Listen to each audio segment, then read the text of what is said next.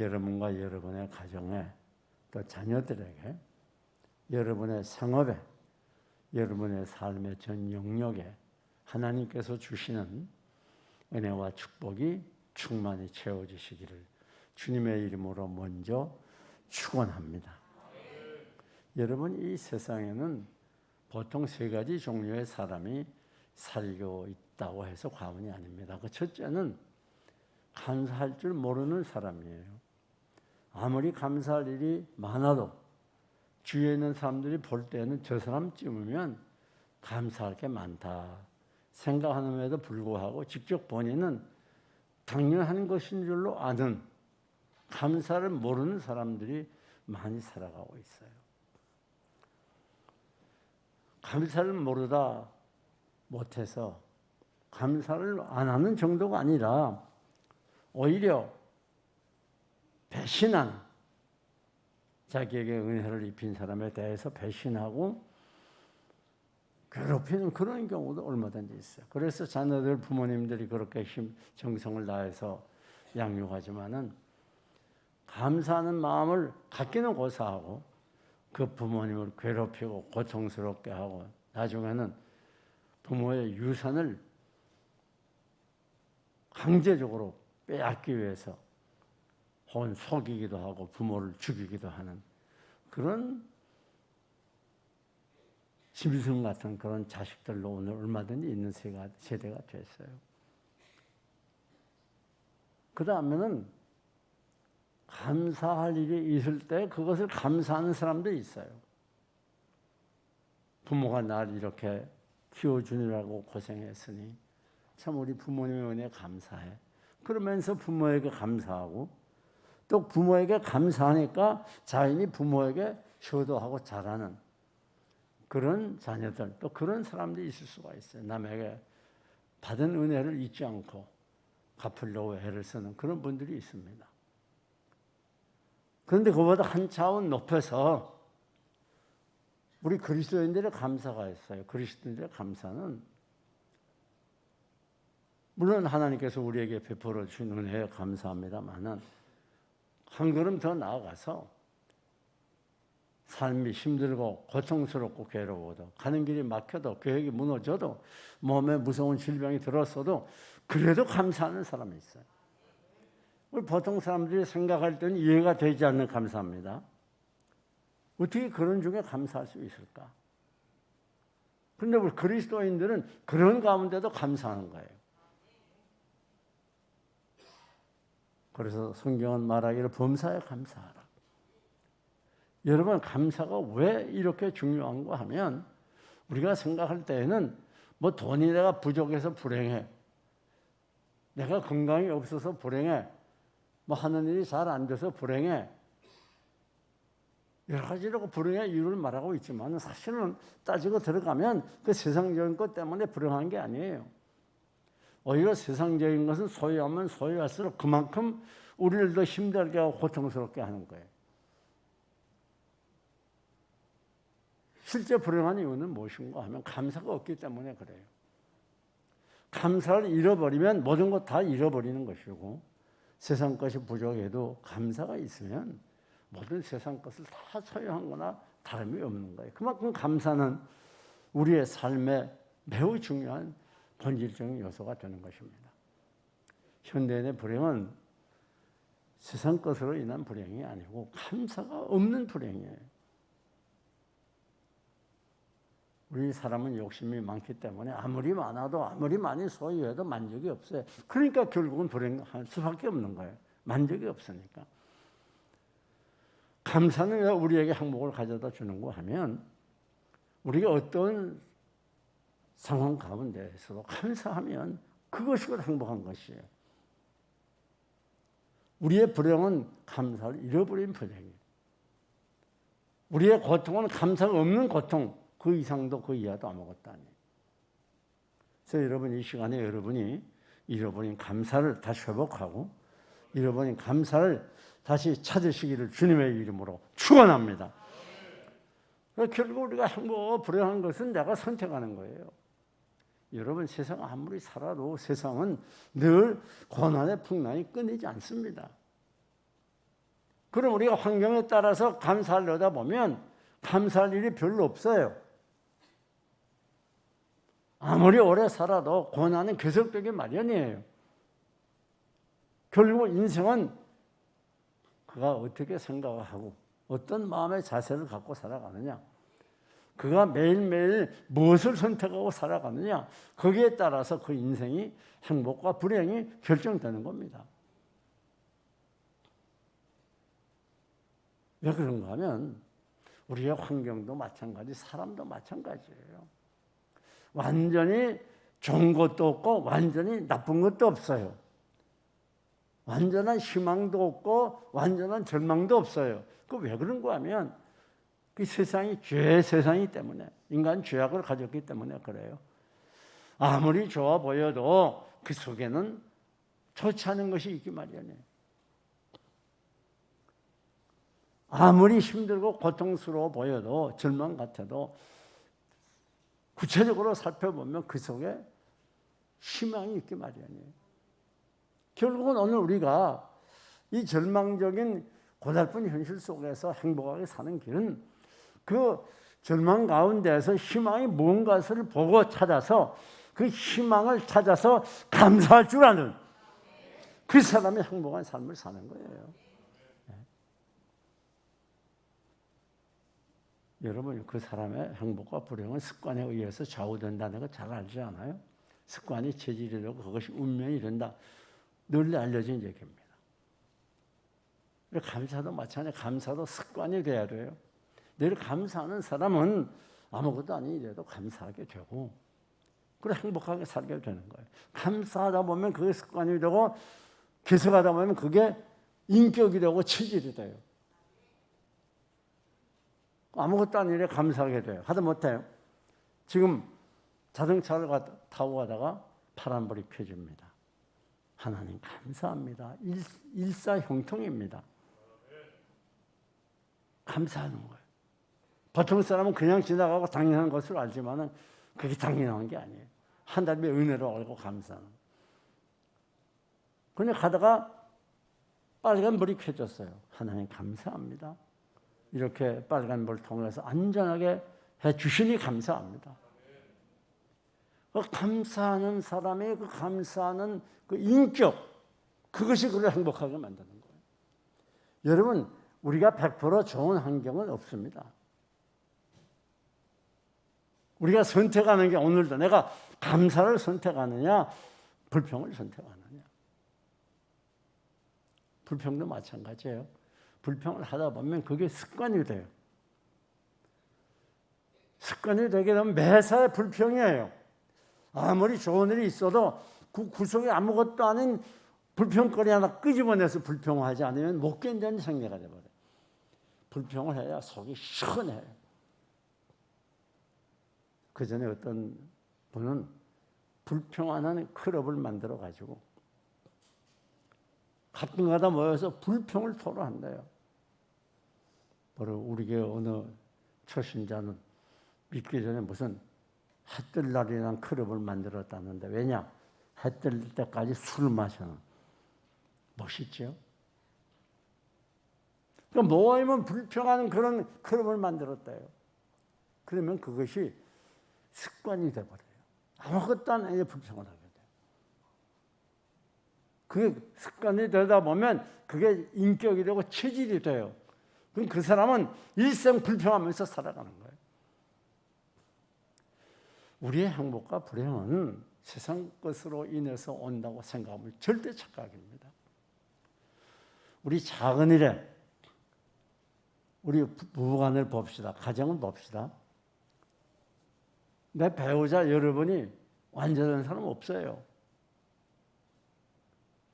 혹시 여기 그런 사람 없겠지만 이젠 더 이상 못 견디겠다, 이혼해야 되겠다 생각한 사람이 계시면 잘 생각해야 돼요. 이혼하면 더 힘들어요. 착각하면 안 됩니다. 심리학자들의 말에 의하면 이혼하고 재혼하고 할수록 더 고통스럽고 갈수록 힘이 들다는 거예요. 죽으나 사나 내 배우자, 한 사람이라는 걸 깨닫고 그 배우자의 장점, 좋은 점을 찾아내야 돼요. 예? 보통 왜 문제가 생기는 거 하면 나쁜 점만 자꾸 본다고 말이에요. 이 사람이 이럴 줄 몰랐는데 이거 가짜구만. 이거 고쳐라 저거 고쳐라 사사건건 비판을 하니까 어떻게 살겠어요. 꼭 기억하세요. 내 배우자나 어느 누구나 내가 아무리 노력해도 그 사람의 단점은 절대 못 고칩니다. 사람은 하나님만 변화시키지 사람은 변화시키지 못해요. 그러니까 중요한 것은 여러분이 내 배우자의 나쁜 점을 보고 말하지 말아요. 아무리 그 사람 결점이 그건 말하면 안 돼요. 왜? 그건 말하면 고쳐지는 게 아니라 사이만 벌어지고 온수래요. 단점은 말하지 말고 다 품어주고 좋은 점만 얘기해야 돼요. 좋은 점을 칭찬해주고 인정해주고.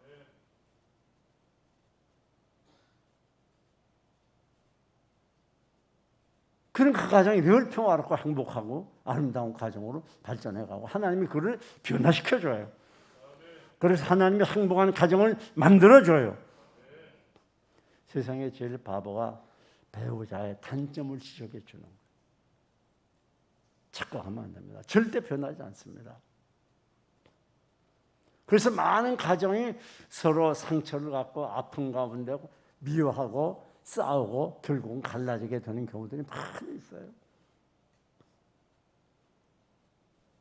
여러분 가정뿐 아닙니다. 회사 가서도 마찬가지예요. 요즘에 그렇게 어렵게 취직을 해가지고 10분의 1 정도는 회사를 그만둔다요. 신입사원들. 왜? 가보니까 마음에 안 들거든. 그래가지고 뭐 누가 어떻고 이 회사는 뭐 어떻고 대우 어떻고 계속 그러다 보니까 거기 못 있는 거예요. 그래서 직장을 못 구하고 이것저것 방황하는 사람들이 얼마든지 있습니다. 그 직장뿐 아니에요. 교회도 마찬가지예요. 교인들이 교회를 택하게 될 때 자기가 볼 때 100% 맞는 교회는 아무것도 없어요. 어디 가봐요.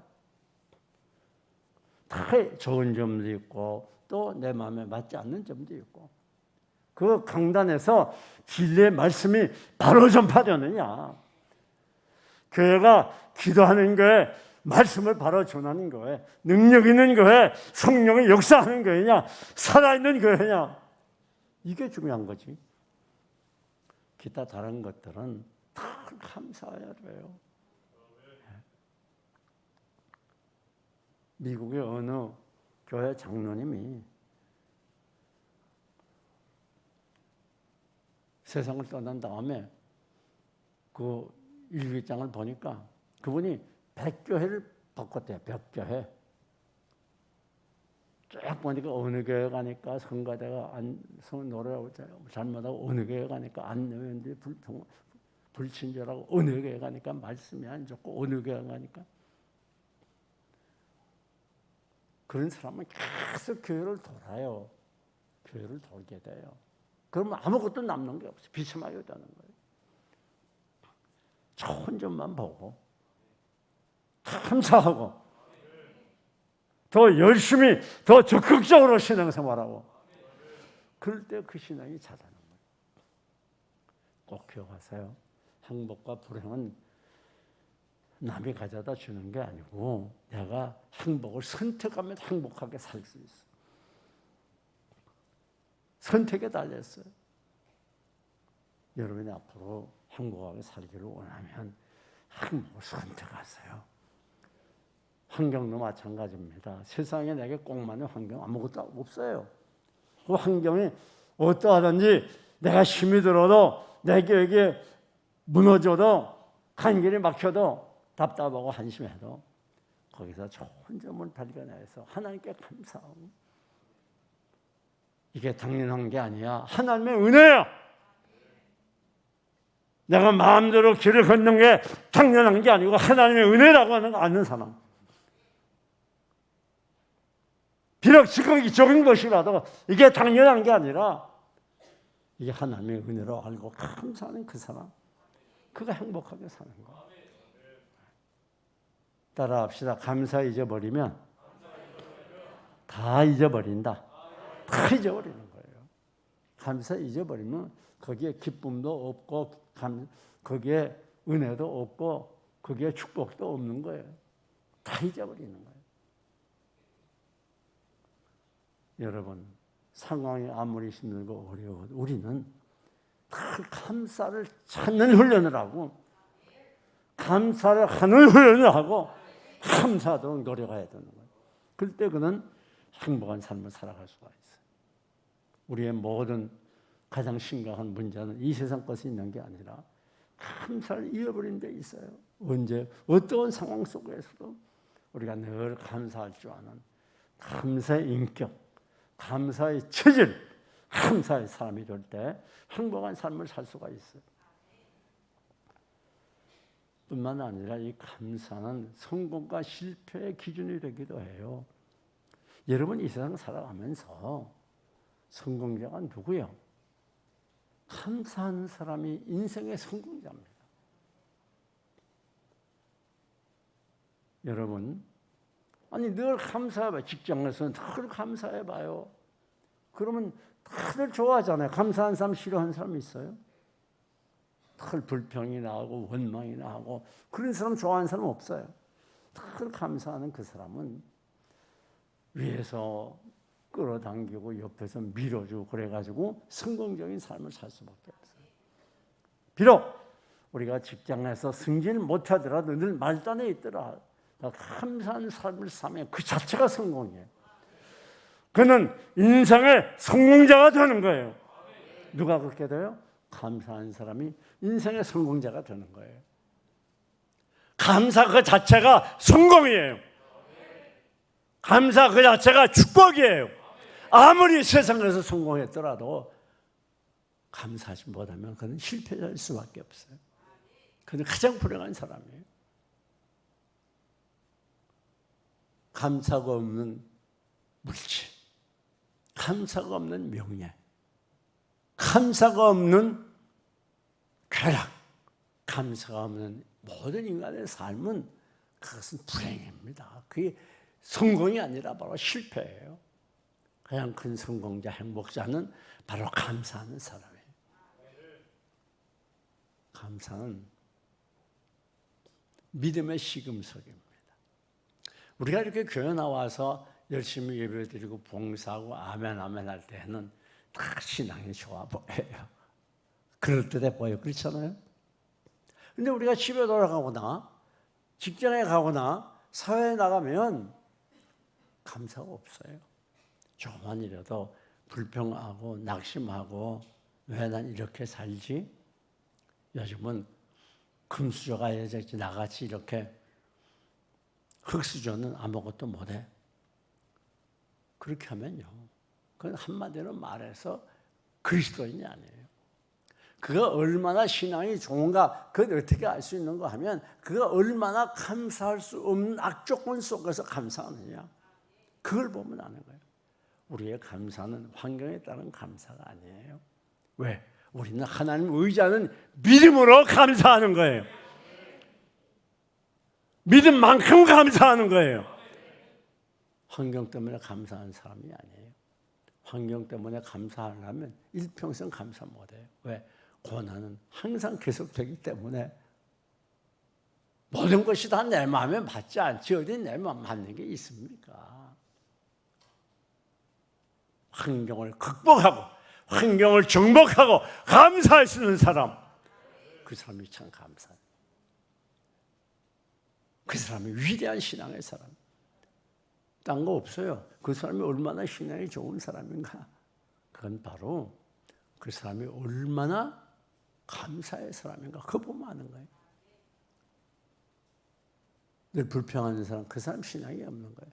늘 예수 믿으면서도 얼굴이 쭈그랑망탕이가 돼서 좌절하고 절망하는 사람, 늘 염려 근심에 사로잡힌 사람, 그 사람은 신앙이 없는 사람. 하나님 지금 믿지 않는 거예요. 신앙은 뭐예요? 내 모든 현재 문제와 내 삶과 내 인생 전체를 하나님께 완전히 맡겨버리고 하나님의 손에 던져버리고, 우리의 인생은 내게 있는 게 아니라 하나님의 손에 있고 그분은 우리 아버지가 되거나 하나님의 자녀라는 믿음으로 감사하며 살아가는 사람, 그 사람이 신앙인이죠.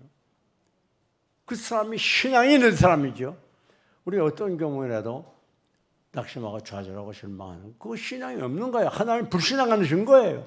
그러니까 그가 얼마나 신앙이 있는가 그걸 테스트하는 기준이 뭐예요? 물론 우리가 나와서 열심히 봉사하고 예배하는 것도 그런 기준에 이르면 수 있지만 그것보다 정말 어떤 경우에도 감사하는 그 사람. 주신 자도 여호와시오 취하신 자도 여호와시니 여호와 이름이 찬송을 받을지니이다.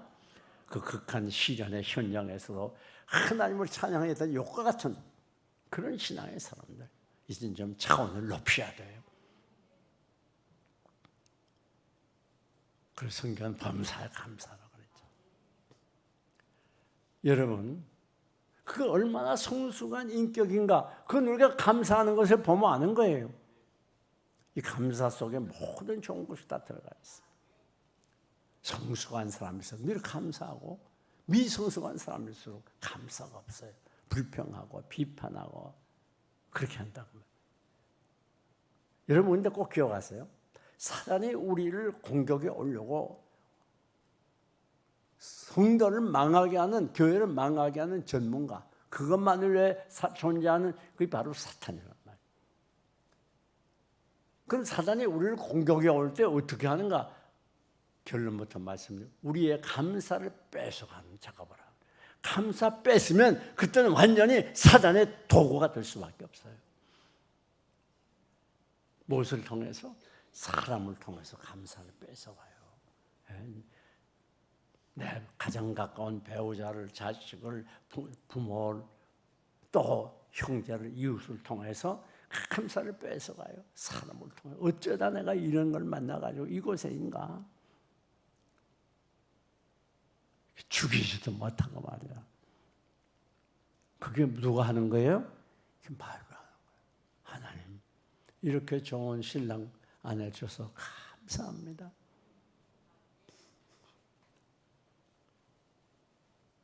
비록 못생겼지만 착한 아내를 주셔서 감사합니다. 그러면 안 된단 말이에요. 이쁘게 생긴다 그래야지. 우리가 모든 면에 이 사람을 통해서 사단이 공격해요. 환경을 통해서 공격해요. 건강을 통해서 공격해요. 그렇게 공격해 올 때 그 목적은 뭐냐? 감사를 뺏는 거예요. 감사만 뺏으면 그는 사단의 종로를 타게 돼요. 그렇잖아요.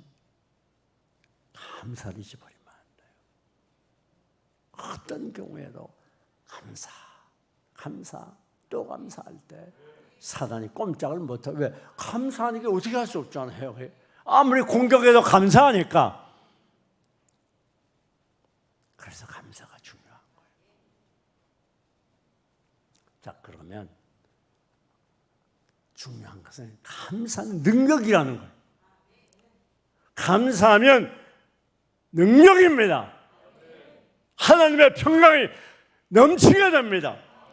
환난에서 구원해 주십니다. 문제를 해결해 주십니다. 가는 길을 인도해 주십니다. 감사하면 다 해결되는 거예요. 왜? 감사는 능력이에요. 모든 문제의 중심은 감사하지 못하는 데서부터 발생하는 거예요.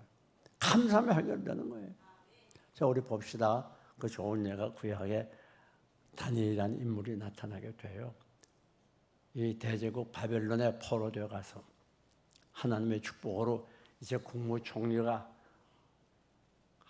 국무총리 한 번만 한 게 아니라 여러 왕에 걸쳐가면서 국무총리 할 정도. 여러분 1년 국무총리 하는 그런 경우는 많지 않잖아요, 현대. 얼마나 왕의 신임과 사랑을 받았는지 옆에 있는 이 동료 대신들이 시기질투해가지고 저거 죽이자. 얼마나 시기질투가 많았는지. 기분 나쁘거든요. 그렇게 사랑받는 게. 그래서 조서를 썼어요. 다니엘 아무리 봐도 흠잡을 게 없으니까 하루 3번 기도하는 걸 보고 앞으로 한 달 동안 왕이나 왕 외 다른 신에게 제사하거나 기도하면 어디로 들어가요? 사자굴 속에 들어가도록. 또 왕은 뭘 모르고 그냥 딱 보니까 그럴듯하잖아요. 거기 도장을 딱 찍었어요. 큰일 났습니다. 이제 사자굴 속에 들어가게 됐어요. 그럼에도 불구하고 이 다니엘은 기도를 또 했어요. 드디어 사자굴 속에 들어갑니다. 근데 그때 다니엘이 한 말이 위대한 말이 나와요. 명언 중에 명언입니다. 다니엘 6장 10절을 보면 다 같이 따라합시다. 그 하나님께 원망하였더라. 뭐라고 그랬어요? 감사하였더라. 참 놀란 그 하나님이 누구죠?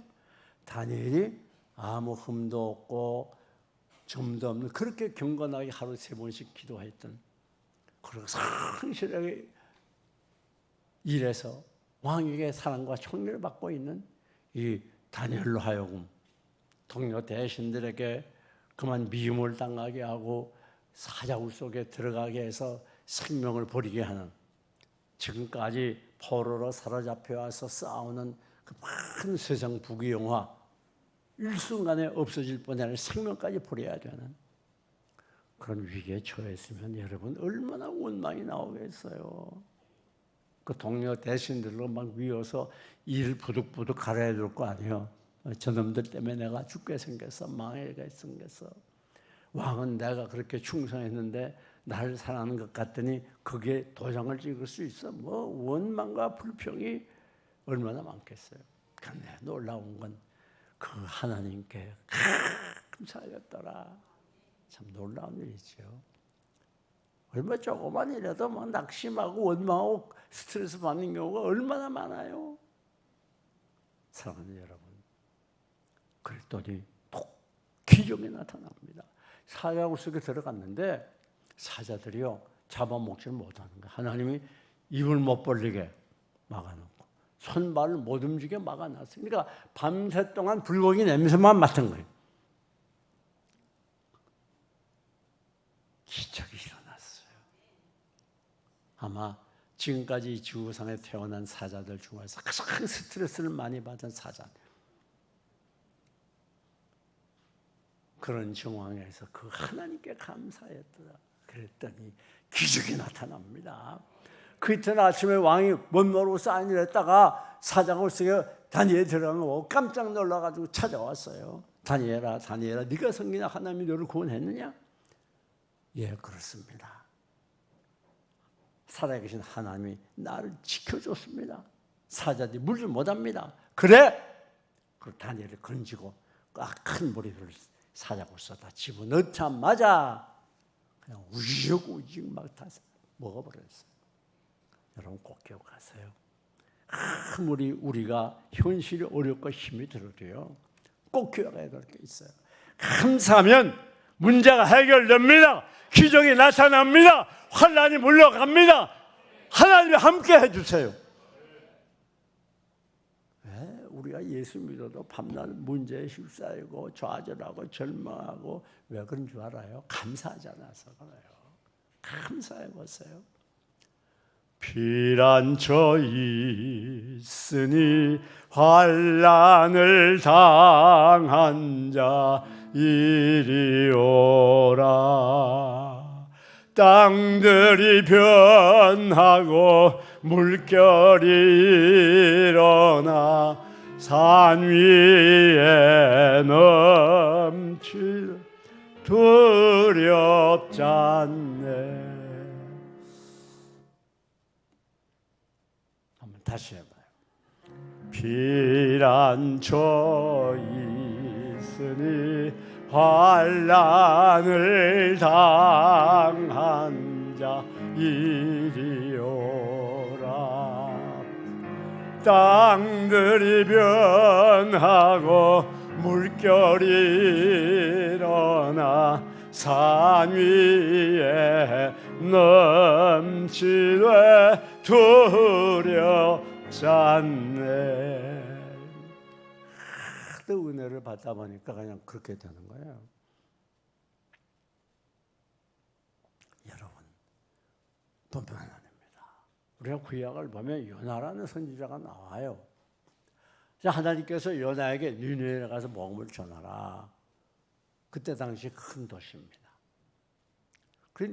이 요나가 생각할 때 마음이 맞지 않았어요. 왜? 이스라엘이 원수 나라인데 내가 원수한 데 가서 복음을 전해? 그리고 다시 쓸어가는 배를 탔어요. 반대로. 하나님이 진노하셨어요. 풍랑이 일어납니다. 그래가지고 배 탄 사람들이 이게 누구 때문에 일어나니 제비를 뽑으니까 바로 요나에게 걸렸어요. 이 사람만 바다에 던지면 풍랑이 잔잔해지겠지. 바다에 던져버렸습니다. 그런데요, 우리 하나님이 이 바닷속에 뭘 준비해놨어요? 큰 물고기를 준비해놨어요. 그래 요나가 던져지자 삼켜버렸어요.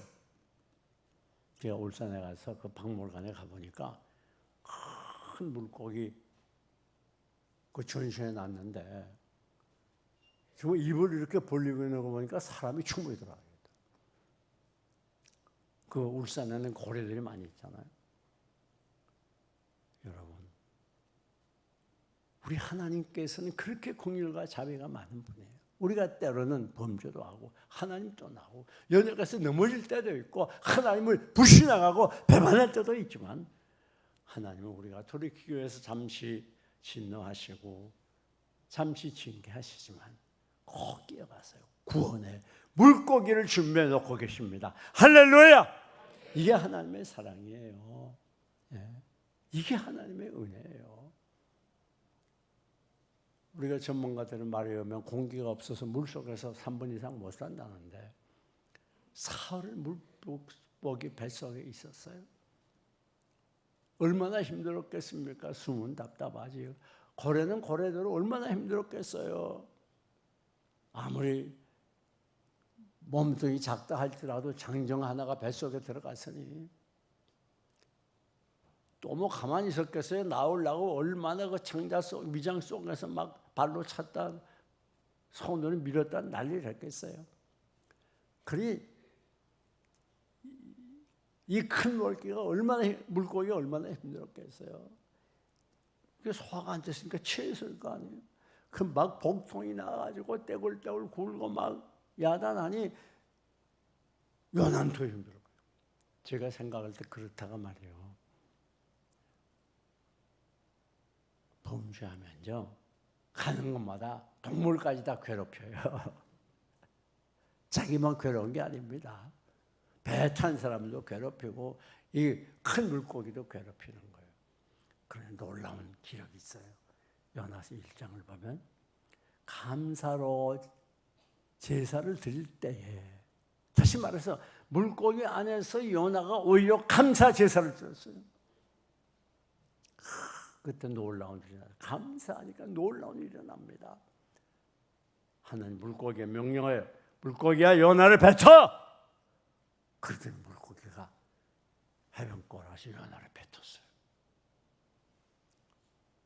요나 억지 금식을 한 것이 억지 금식 사흘. 꼭 기억하세요. 우리는 비록 부족하고 무능하고 연약해도 때로는 하나님 눈앞 방황하며 어두운 가운데 살 때가 있을지라도 우리가 감사하면 환난의 물고기 뱃속에서 나오게 되는 거예요. 질병의 물고기 뱃속에서 자유롭게 되고 치료를 받는 거예요. 하나님 우리를 사랑하세요. 하나님의 사랑은 끝이 없고 놀라워요. 그렇기 때문에 우리 어떤 경우도 낙심하지 말아요. 우리에게 부족한 건 물질이 아닙니다. 건강이 아닙니다. 명예가 아닙니다. 우리에게 부족한 게 있다면 감사가 부족한 거예요. 감사하게 되면 해결됩니다. 감사는 능력의 힘입니다. 감사하면 환난을 정복하게 되고 놀라운 기적을 체험하게 되는 것입니다. 사랑하는 교회 여러분, 이제 내일이면 전국에서 또 이 종부세 고지서를 전 국민에게 발부한다고 해서 국민들이 지금 힘들어하고 있습니다. 아무리 현실이 힘들고 각박하고 살기 어려워도 꼭 잊지 말아야 될 게 있어요. 상황이 아무리 바뀌고 변해도 감사 잃어버리지 아니하고 감사를 계속하면 반드시 거기에 해결의 길이 열리고 기적이 나타나고 하나님의 놀라운 축복이 임하게 됩니다. 말씀을 맺습니다. 우리 모두 이제부터 감사를 찾아서 감사를 발견해서 각박한 현실 속에 감사의 사람이 되어서 행복한 삶, 성공적인 삶을 살아가시기를 주님의 이름으로 축원합니다.